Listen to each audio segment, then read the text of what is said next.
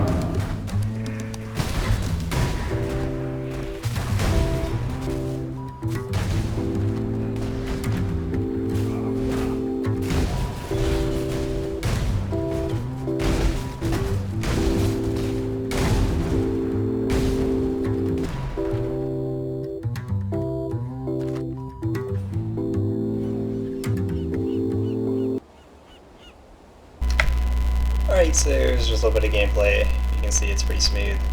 Definitely not the fastest clearing build, but far from the slowest clearing build. Kind of a happy middle ground that it reaches. So let's go over gearing first. You'll notice I am blood magic. This is because not the totems are expensive, but rather it's just nice not to have resource problems ever. Especially in no regen maps where casting off mana would be pretty frustrating. So weapon is pretty obvious, Noriani's Catalyst, just a lot of scaling of elemental damage, which actually increases the burn, which is pretty nice for single target. Wrath Pith is one of the best defensive options that you're going to get. I'm buying a Rumi soon, they're just pretty expensive, so I'm saving up. Any 6-link chest you can get, this one's pretty nice. You could probably use a unique chest, but 6-link is really important on this build. The reason being is because for the links, pretty much every link in the 6-link is really nice for quality of life. So controlled destruction is just a lot of damage. Fire pen's pretty necessary, especially on fire resist maps. Faster casting is also necessary. This build doesn't feel good unless you have a lot of cast speed, and increased area of effect is really important. So you can actually move forward and not spend forever casting multiple Flame Blasts to clear one pack. Use an Essence Worm with Anger because it actually increases our DPS by quite a bit. You can see the average damage is 2352 and then drops down to 1975 without it, so Anger is a pretty big DPS boost. Rare Ring, Life Resists, Amulet, want to get cast speed on it if you can, get some max life. Flameblast Radius Lab Enchanted Helm is a huge quality of life. You don't need it right off the bat, but it's definitely a reach item. Wear gloves. I recommend getting attack speed on the gloves. It helps with shield charge a lot. Life resists move speed. You get the picture.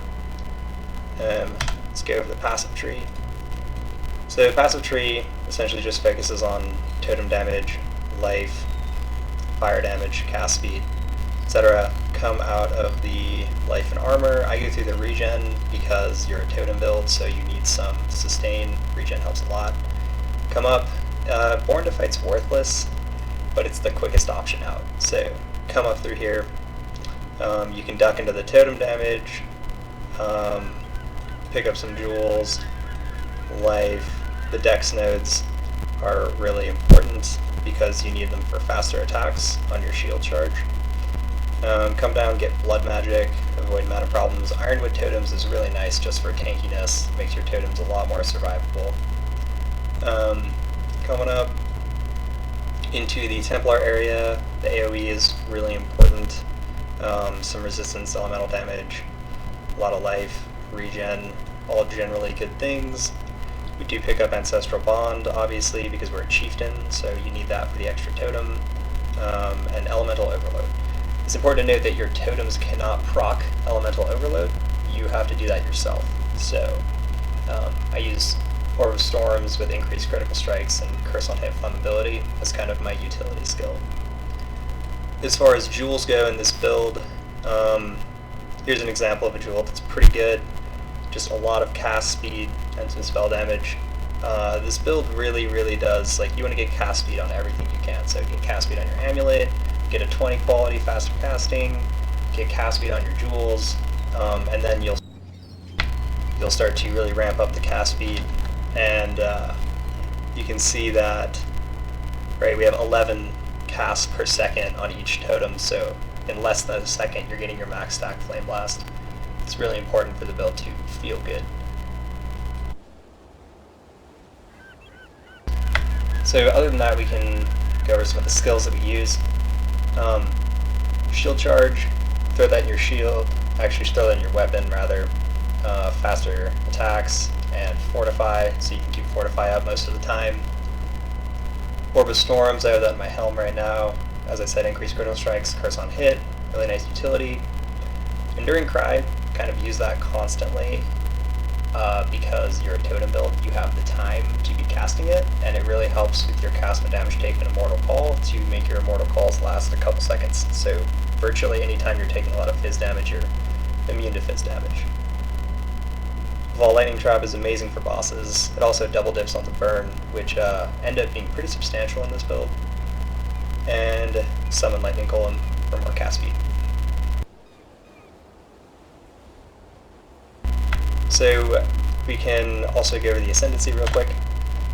The obvious first question in this build is like, why not Hierophant, right? Hierophant would theoretically be better for DPS, and I'll admit that right off the bat. If your goal is maximum single target damage, going 4 Totem Hierophant is technically more damage, but there are some utility things in Chieftain and some quality of life things, and also it's just personal preference. I would much rather have more life regen and 2 harder hitting totems as opposed to 4 kind of weaker totems.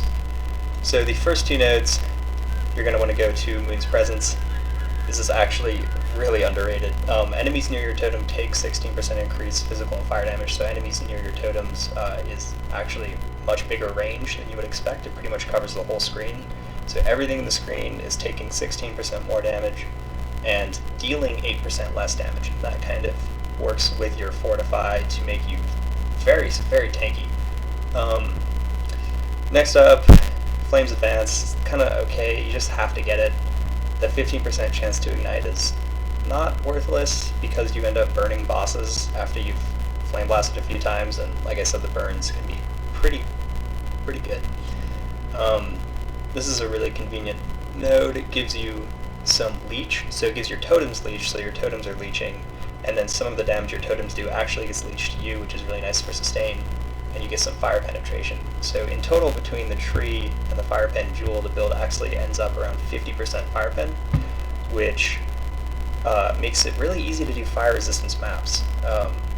Like 75% monster fire res maps, I ran that the other day, and I thought it would be terrible, but it actually felt almost the same. Everything was still dying in one shot, no problem. And then finally, once you've completed endgame lab, you can get this node. Doesn't add any damage at all. It just makes your totems really tanky, makes them immune to fire damage, so you can run reflect maps like no problems. I mean, you can run reflect maps without it, but they're much easier with this node because your totems stay alive. Totems have some armor, etc., etc.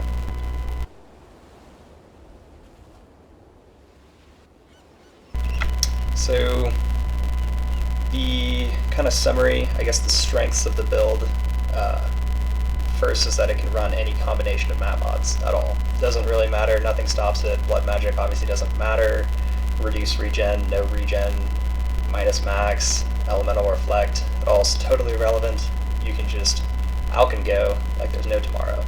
Clear speed is pretty good, it's quite fast, feels very smooth to play, and the single target's really impressive. I did it Siri the other day, and it was laughably easy. It was one of the easiest at Siri runs I've done. I want to try Uber at Siri. I've never done Uber at Siri, but I'm pretty sure this build could pull it off with sort of proper mechanical work. The single target is quite substantial, right? Because you have 2352 tooltip, and then after you have elemental overload, that goes up quite a bit, and this is with increased area of effects. So if you switch to conk effect, maybe you're looking at around 5k average damage per stack. So that means around 50k average damage per Flameblast, and you're getting 2 per second with 2 totems, so that's 100k average damage, and that's before fire penetration, which is around 50%, so roughly 150,000 single target damage if you have your gem set up correctly. Yeah, all in all, it's just probably one of my favorite builds that I've ever put together. Cheap, easy to get going, fun to play. If you do decide to roll this and you're leveling, level as Firestorm totems, because Flameblast totems really don't feel good, and like I said, until you get a lot of cast speed and a 6-link. So before that, Firestorm totems feel really good, and it's actually a really smooth leveling experience. So I'll go ahead and put my profile link down in the description of the video. You can check it out there if you want to build this character yourself. Hope you all enjoyed.